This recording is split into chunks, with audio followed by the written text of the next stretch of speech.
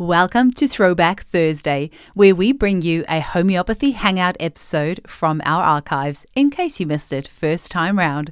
Because this episode may be a couple years old by the time you hear it as a throwback, some of the special offers, links, or content may not be valid anymore, so please keep this in mind when listening. You're always welcome to reach out to us at info@eugeniekruger.com. Enjoy the episode. Today, we hang out with Rebecca Sturgeon, who is from the UK originally, but living in South Africa and doing what she calls guerrilla prescribing. So guerrilla prescribing means she is doing basic but life-changing prescribing in the townships in South Africa. There's no 2-hour consultation asking a patient about their likes and dislikes or their dreams or anything like that. It is basic, effective, rapid prescribing that works. Coming from South Africa myself, I was so intrigued to listen to her stories of going into the townships and working long hours to help people for free who would never otherwise have been able to afford her services. I think that most people from first world countries just wouldn't have any idea of what we mean when we talk about a township. But these are people who are living in severe poverty in unthinkable circumstances. So I truly applaud Rebecca for doing this much needed work. I especially love the synchronicity in this episode because while speaking with Rebecca, I discovered that her mentor, Elvia, who is a lady that was still practicing homeopathy in her 90s, and she only passed away, I think it was last year, and she actually worked with Norma, who is the lady that developed the Narayani remedies. So I thought that was just so cool. Now, if you haven't listened to episode 60 on our show about the Narayani remedies yet, be sure to have a listen. It's fascinating. Rebecca is living the dream in her off-grid eco-village cabin in South Africa. So the only way to get hold of her is email. So there's no website or anything else I can point you to right now, but we will link her email in the show notes if you wanted to reach out and see if you could help. Thanks for listening. Welcome to the Homeopathy Hangout, where we discuss all things homeopathy from around the world. And now my mum and your host, Eugenie Kruger. Hello, homies, and a very warm welcome to Homeopathy Hangout. Today, we get to hang out with Rebecca Sturgeon in South Africa. Welcome. Thank you so much. Thank you for letting me talk. It's a pleasure. You said you're in Wilderness. I've never been there myself. My sister-in-law likes going there on holiday. I know it's really beautiful. Tell us the story of how you were first introduced to homeopathy, and then we'll get a little bit onto what on earth you're doing in South Africa, because people will hear your accent. It's not native. So tell us first how were you introduced to homeopathy? I think like a lot of homeopaths actually, well, not everyone does this, but I had a car accident and was on lots of pharmaceutical drugs and sitting in my own flat thinking, how will I ever get better? Because I can't even feel myself, let alone what bit hurts anymore.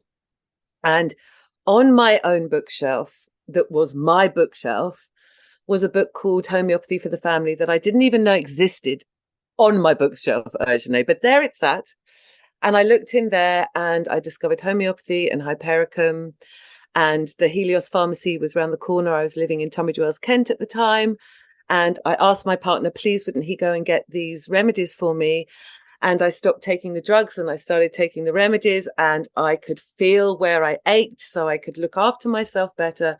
And by the end of them signing me off of work, I'd signed myself up on a 3-year part-time course at the London College of Practical Homeopathy. That's a pretty cool story. I haven't heard that one before. Amazing.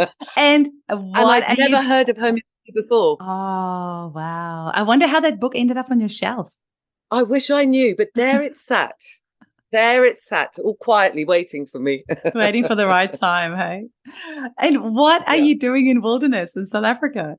Tell us the journey. Yeah, it's been quite a journey. 21 years ago, I was married with 2 little kids. And my husband and I decided to come to live a more natural life, I suppose, than the one we were living in the UK. And we were divorced almost immediately that we landed in South Africa. And we both decided to stay here for our varied reasons. And I initially was in Cape Town, a place called Kommetjie. And I'm now I'm attempting to live off-grid in a field in Wilderness, as a woman on her own with a couple of dogs. It's in a community, so there are other people here, thankfully. I wouldn't have done this on my own, but it is a interesting learning curve for me. Wow. That is very interesting. Very, very interesting. And now you reached out because you do a little bit of a different type of prescribing. Talk to us a little bit about what does homeopathy in South Africa look like for you and who are your clientele? So, as you can tell, I'm English, middle class and white. And so my husband and I divorced quite quickly as we got here, as I said. And then I was in no position to hold another person and charge them for my time. I didn't feel it at all. So I did what I thought would be the best thing. I went to a township, a local township to me. It's called Masipumalele, which is Xhosa for let's rest a while. And I went to the clinic there and I spoke to the sister and I said, I'll give you a morning a week for free. Give me a room. So that's what happened. They gave me a translator and I had a line of people outside my door from the get-go. But I did that not through an altruistic, I want to help people in poverty. I did it to help my own confidence because I had none. But what happened was because of that, I had to learn a lot, Eugenie. I had to learn about poverty. I didn't really know about it. When I said to my patients in the township clinic, oh, go buy a bag of oranges, they'd say, I can't afford it. So I had to learn a lot just about the basic needs of people living in poverty, which I was not aware of. And through it, I started doing something that I call guerrilla prescribing, which is why I reached out to you, because I wanted to explain to other homeopaths that it doesn't have to be very complicated. It can be very simple. I mean, Sina as a remedy in this country, I use all the time in townships for worms, simply worms. All these kids coming in, snotty noses, big bellies, starving, but not putting all of that. And just give I don't go into deep prescribing, but a lot of work gets done simply. So, like I said, I call it guerrilla prescribing. And in the township, I was next to the vaccination room, which, as you can imagine, as a homeopath, was like next to the devil's spawn. Yeah. So I'd literally run out of my clinic, see my queue, see the vaccination queue, and just lob Thuya, Silica, Leadum, whatever I thought was the daily guerrilla prescribing into every mouth that I could find. Amazing. The problem with that is then they're all going to think that the vaccines work really well because they're not going to have the side effects that they would without the remedies. But thank goodness. Exactly. You know? At least they're being helped. You probably understand if I say to you, Sapilanjani. I don't. I wish I did. Oh, you have to say, hi, and Sapilaka Kushlenkos. No, you see, you've got to come here, Eugenie, and help me because I still can't speak the lingo. We did 3 years of Xhosa at school, in primary school in South Africa. Yeah. Yeah, I had a translator and he was wonderful. Oh, incredible. And what do what do they think of these little white pills that you're throwing in their mouths? So you would understand this word, muti. Muti, yeah. You understand the word muti? Yeah. So they just call it muti. And I was initiated as a Sangoma at some point because then I started an NGO and we had 19 therapists and a Sangoma, white Sangoma, came to work with us. And I really began to understand more through the eyes of a Sangoma why homeopathy was acceptable in a township. Because I would get patients to come and see me and they'd say, I have a tummy ache. And I have a tummy ache because my neighbor is jealous of my front door. They put a spell on me. I need muti. You know what I'm saying, hey? Maybe explain initially, to our listeners as well. So in African tradition, there is more of an understanding of the power of the individual, I think is probably what I want to say here, that our vibrational intentions are powerful. And so in African tradition, a dis-ease, an illness is often seen as like a curse being put on you by another. Now, I had to learn all of this off the bat. I didn't know what was going on. And I had to stop myself from laughing, which is a terrible thing to say, but it's true. I was like, what? Your neighbor put this on you? But actually, as a homeopath, you can work through those realms as well, using the language that they use to prescribe a remedy. So it was very hard initially to really get African culture and poverty and realize, I had to find a way through that. What a huge culture shock for you. And actually, you just made me think of I just did a seminar with Colin Griffith, and he talked about this remedy that's used for removing curses. And I thought that was pretty cool. Oh, I'd love to hear about that. Please tell me about that after this. Yeah, please. I will do. That's amazing. So what sort of other things do you treat there, and how many days a week are you doing there now? Okay, so this was in Cape Town, and I've recently, like I say, moved to this off-grid living that I'm attempting to do on my own. And excuse me, I am on a farm, so if you hear noises, it's farm noises. Mm-hmm. So I treat everything urgently: HIV, cancer, TB, puff adder bites, mosaics, you name it. You name it. And I've seen it all. In the clinic, there was an HIV centre there and a TB centre. So I have patients coming from there. I ended up treating all the doctors and nurses and the sisters from the clinic. In fact, this is a beautiful story. One day the sister came up to me and said, "Rebecca, what are you doing in there?" And I said, "Homeopathy." And she said, "Everyone comes out smiling." Oh, that was a very beautiful moment for me. So yeah, as you know, I don't specialize. I just treat whatever walks through the door, whatever people want to work with me with. I couldn't give you one thing, but obviously in a township, HIV is enormous. And you end up working a lot with that and through the drugs that people are on. I never take people off of the allopathic drugs they're on. Only when they're comfortable to come off of them do I start working in that way. I never change anything because I want people to see that there's a difference. And the only difference that's come in is homeopathy. Then they get confident in homeopathy. Then they'll start weaning themselves off the drugs. And then I can support with more homeopathy. That's amazing. And do you do this by yourself, or is this a charity? Is it part of a homeopathic organization that's over there, or how does it run? Just me. It's just you. That's incredible. You talked about 19 other practitioners before. Was that in Cape Town? And what was that? So after a year working in the clinic, I heard of a woman who wanted to start an NGO, a wellness morning. So I helped her set up the NGO. Her name is Nicola Cox. And the NGO we set up was called Work for Love. It now is called Bongaletu Foundation. And so we started with this wellness morning, and that was an enormous learning curve as well. And I ran it for 3 years, which absolutely exhausted me. I was being asked to adopt people's children when people died of HIV. It's full on, and the need is great. I've queued for food parcels for women who've got 4 kids from 4 different husbands, or men who have no support at all and they're HIV positive. So it's disastrous at times. And so I had 19 therapists who were working with me. There were yoga teachers, massage therapists, tarot card reader, a Sangoma came in, and another homeopath came in with me, Heather Lockyer, totally fabulous homeopath here in Cape Town. So I had all these different therapists that were coming in and doing different things for the patients. And we had a very busy practice on a Tuesday morning. We gave them wheatgrass. Everyone had a tot of wheatgrass juice. And people who said to me, "I can't do anything," I said, "Just come and sit in the queue and say hello."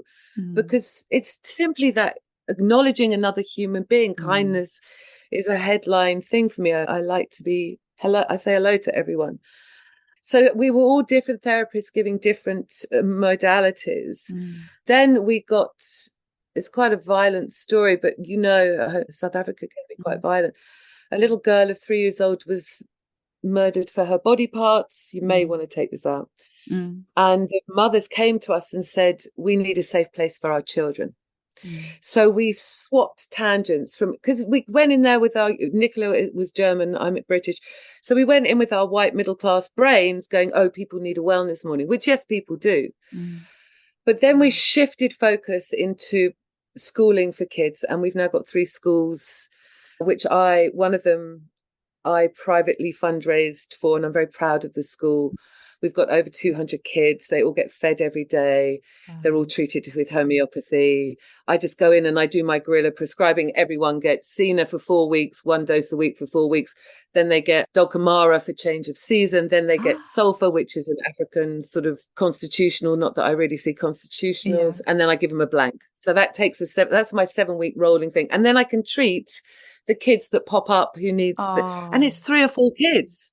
Out of 200, I swear to you, you can just blanket prescribe and a lot of work gets done. I think that's there was similar themes with Saptarshi Banerjee when he was talking about he calls it slum prescribing in India. And he was saying that, and we kind of had this chat because when people are in that much poverty, they cannot afford pharmaceutical drugs anyway. So often their vital forces are much stronger and they react to the remedies really quickly. And the symptom picture is much clearer. It's not like, in clinic, we often have to discern, is this symptom that the client has side effect of the drug, or is this the disease symptom? So you don't have any of that when you're doing your type of prescribing. Not at all. I mean, yeah, I think I have this suspicion because I told you that I met the most wonderful mentor ever for me, Dr. Elvia Bury, who died, unfortunately, last year at the age of 94. And her and I just got on like a house on fire. She's 40 years older than me. Collectively, we've got 80 years of homeopathic practice between us, which was just wonderful. And I've been into many African countries with her teaching bishops and pastors homeopathy, and they go into very rural areas to then prescribe.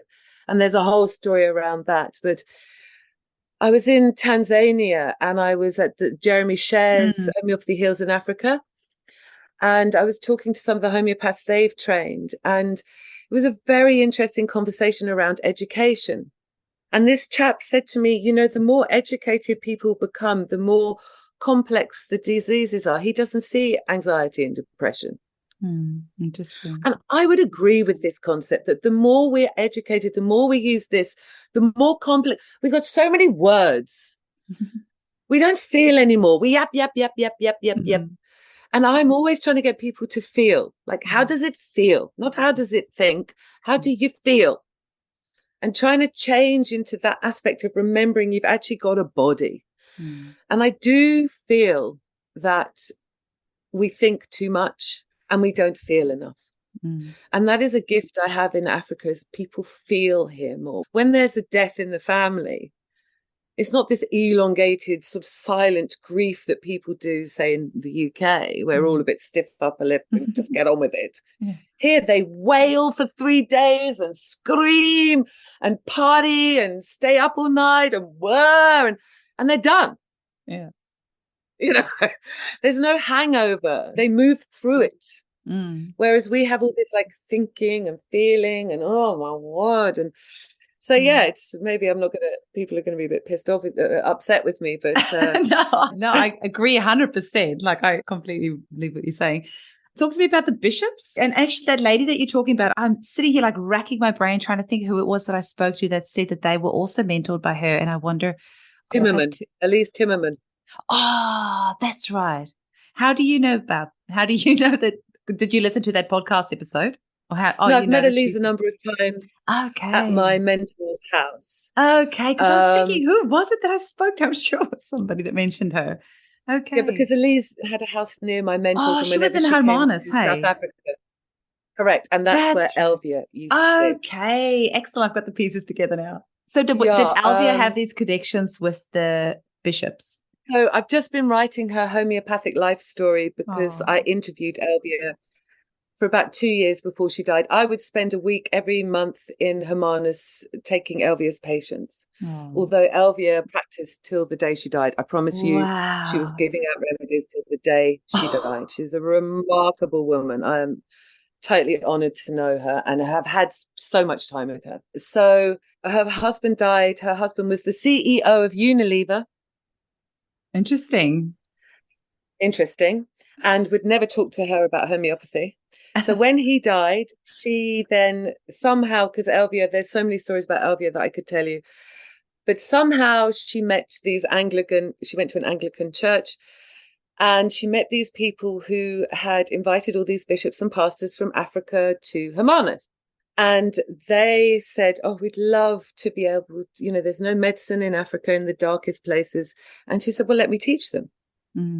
So she taught about 20 bishops and pastors in Hermanus homeopathy. She gave them Red Cross first aid, and then she taught basic homeopathy, but basic in the fact of treating HIV, cholera, epidemics that we have in Africa. Malaria. She then got a message from the allied health professionals here in South Africa telling her that, and I think she was 83 at the time, telling her that if she didn't desist, they would lock her in prison. No. Oh, yeah.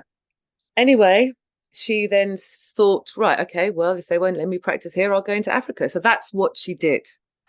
So she traveled at 83 into Africa to go and continue We the were work. traveling, her and I were traveling up until, it was only lockdown that stopped us traveling. We were going into Africa 3 times a year. So she would be 92 still traveling.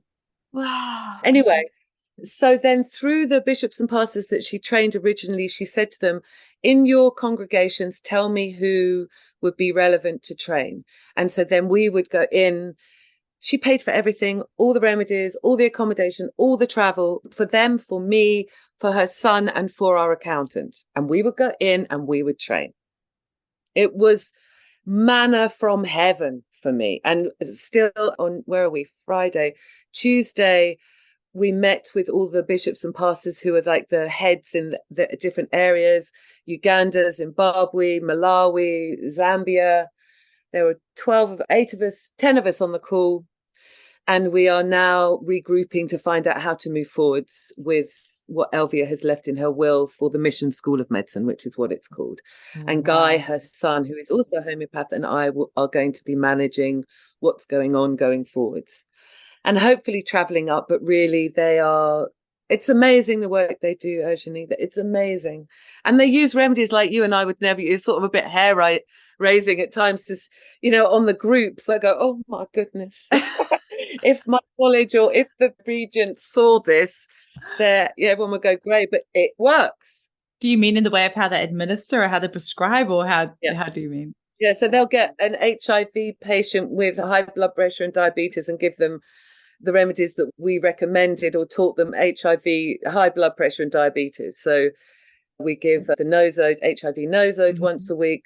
We give syzygium for diabetes, and we give a high blood pressure complex that Elvia came up with, glonoine, cactus, and I can't remember the third one. And they'll give all of them. Vroom. Amazing. But it works. Nothing surprises me anymore. I was going to ask, have you heard of the Narayani remedies? And Elvia worked with Norma in Durban. Did you? Oh. Yeah, and I was taught Narayani at the London College of Practical Homeopathy. So, yeah, she used to do Norma, before she became Narayani, she used to run Norma's practice when she went away in Durban. That's really cool to know. I could I'm just thinking there should be like a podcast about Elvia, but maybe you should wait until you've released your book, and then we'll get you back on the show and we have an episode about Elvia. So we don't have any spoiler I'd love alerts to, because for at the moment I'm crunching through the information from the students over 13 years, which I can assure you is probably the hardest part because of how Africans deliver information and speak. So I'm trying to translate what they're telling me. It isn't straightforward. So I'm actually sort of wading at the moment, but it is remarkable work there from her vision. And her vision, Eugenie, was to prove that homeopathy works. That's it. That's it. Through giving it to people, letting them run, and off they run. And in places where they've got no medicine, they're doing work. I mean, some of these guys will travel to a cholera epidemic and give the cholera remedy and have 160 people cured. Amazing. It's amazing. You can just understand the skeptics are so hard on the homeopaths are trying to eliminate homeopathy, because it's just, got such a safe, effective, and cost-effective. I know, cure. Non-toxic. Exactly. But, we've got the WHO driving around all over Africa in their shiny big black cars, taking us out. Wow. If you don't have this, if you don't have that, imprisonment for 2 years, registration, expensive registration. You know the story, Eugenie. You know what's going on. And it's hard. I've been shut down because I qualified in the UK. And that's how I met Elvia, because I got shut down and threatened with imprisonment. Wow. In 2014. And she then got hold of me, and her and I just vibed. So So I'm so grateful that I met her. The puff adder bites, I made a note here because I just wanted to ask you about that, because that's something that we've had somebody else on the show mention about using remedies for snake bites. But tell us a little bit about that. Well, what I want to tell you first of all is 2 weeks ago, I had the opportunity to touch puff adder unwittingly. I was in the vegetable garden cleaning up some comfrey, and I put my hands under the comfrey bush and I touched something that went And I was like, what's that? So I lifted it up and there's this enormous The next day, a night adder came out from underneath my shick shack. Anyway, it's obviously a snake time. So obviously Bitis arians, I'll probably say it wrong, but Bitis arians I give. But recently I treated somebody who was bitten twice by the same puff adder. She stood on it and it went twice into her foot. Her husband rushed her to hospital. We gave her remedies as she's going to the car, but she went and they gave her the most amount of antivenom they've ever given to anyone. It loaded the whole lot of juveniles, so it just dumped twice all its venom. Unbelievable. Anyway, one of the most amazing things that I use, and it's not homeopathic, and she actually taught me this, is moringa and turmeric poultice on anything. It draws, it cleans, it's remarkable. But when I gave her Leadum high dose, I was giving it as a 5M because she could feel the puncture wounds. And so I was giving high dose Leadum and she could feel the venom pull back whenever she took the Leadum. It was very first aid driven. And I didn't have the Bitis initially, so we had to get that in from Cape Town. But Leadum, everything you would think of, and blood, like echinacea for the blood, and really just supporting. I mean, I find a lot of my work, particularly in townships, and it's first aid. A lot of it is first aid and acutes. I treat people with diseases because of living in wetlands and they're literally walking in water all the time because that is where their shack is. So I've got used to working in a different way. And then obviously I have a private practice where you spend time and there's different needs. So everyone has different, it's individualized, of course. I love volunteering and I volunteered for a horse sanctuary, an old age home. I'm now volunteering down here at a school that only has children that are disadvantaged, who are born brain damaged with HIV. Their mother has taken drugs all the way. You can imagine, you know the story. Oh my So these kids are in a bit of a state. And I mean, one of the kids who's recently come to the school lives on a rubbish tip with his mother and the 1.5-year-old baby. The stories you hear. And you do become, and for any middle class Western homeopath, it's quite shocking. But I'm 20 years in, you get used to these really dramatic stories that I work with. There's some stories that I've tried to publish in a homeopathic magazine, and the guy said, I can't have it. It's too hectic to hear because, well, townships are violent places. They really are. I've noticed you've got a bit of a South African ya. But the rest of the accent is still there. Yeah, it's a great word. Holy moly. Have you got any other stories about your prescribing or when you're going into the townships and things? Yeah, one of my stories I like to tell is there's bushfires here. You know about the bushfires. And a bushfire can rage and take out townships, because shacks are, cheap to jowl. Everyone's living so close together. And there was a bushfire in a township near me, not Masipumalele, another one. We call it a location. And 100 shacks were burnt to the ground straight away. And I go up with my traveling homeopathic kit that has about 100 remedies in it. And for some reason, I get only pregnant women coming to me. And one of the women who came to me was 5 months pregnant, and she said she watched the fire burn down her shack and her baby stopped moving, and she hasn't slept all night and she's lost everything she owns. And the baby, did I say that the baby stopped moving? She hasn't felt it move since she watched it. So I just gave her aconite 200, 3 doses. I said to her, I want to see you back here tomorrow morning. If not, you're going straight to the hospital. She came back the next morning, and typically, as we know in homeopathy, the person changes. So this woman walks in and she sits down and she's not restless anymore. And I'm like, oh yeah. I said, how are you? She said, well, I slept all night. My baby's moving. And I realized that everything that got burnt, I can get again. Oh. So she totally changed with 3 doses of aconite, 200. That was it.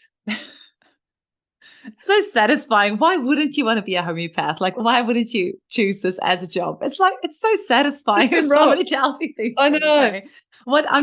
I'm literally sitting here trying to think what other job could possibly be as satisfying as getting results like that. It's just wonderful. I know. And then there was one at the school where my kids were at, and all the kids were the fire again, and all the kids were taken out. They're all sitting in this field, and I hear the fire, and I go up again, and I just give aconite to everyone because the kids are screaming and everything's going off.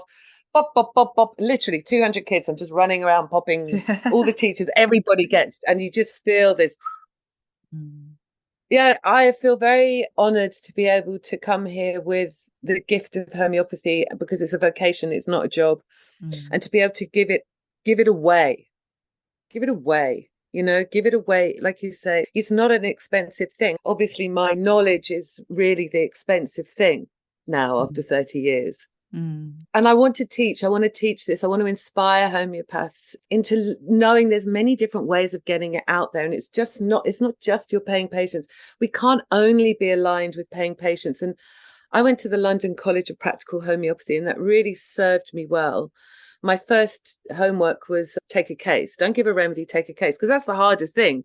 Listening, paying attention. Before anything else, you've actually got to observe somebody and sort of smell them out. And Robert Davidson was the principal at the time, and he said to us all, God's 10%, give 10% of your practice away. I have to say, I haven't got that ratio right. It's probably 50-50 at the moment. But I can't help myself. All the people who live on the farm, I teach the pastor here. He's an beautiful Malawian African man. I teach him, his congregation. I want people to be able to help themselves and feel confident. And we can give that away. And that's what I really want to inspire people with. Is I've got a million stories, but the remedies are sort of uninteresting. It's what you can do with homeopathy, how we can all guerrilla prescribe, actually. That's incredible. And your paying clients, are they mostly from overseas or local? Do you see people online or in person? Both. Yeah, okay. Both. Amazing. Yeah. Is there any final message that you want to leave our listeners with? Like you say, there is no finer vocation. There is no more honourable thing one can do but to be in service to everyone who comes to you, every being, whether it's a horse or a chicken or a human or a dog. The water, I put remedies into water, vast bodies of water to change vibration, into the ocean. We can do such work. I do as an acupuncture into the soil. When I move a plant, I give it whatever I feel is going on, shock aconite, silica, if it's looking a bit weedy. We can prescribe in so many varied ways. Let's get out of just being in a clinic, one-on-one. We can do so much work, and now is our time. Now is our time, as people are wobbling because big pharma's desire for money and keeping you hooked in is really coming to the fore. Now is the time for homeopathy and other healing modalities that are vibrational, and we are all vibrational beings. So let's get on with it. I don't think you could have any more powerful a message. That was just perfectly summed up, and I wholeheartedly agree with you. You're preaching to the converted here, because I have said exactly those words. You've summed it up perfectly. I think we need to take that, what you've just said, as a sound bite and make that go viral.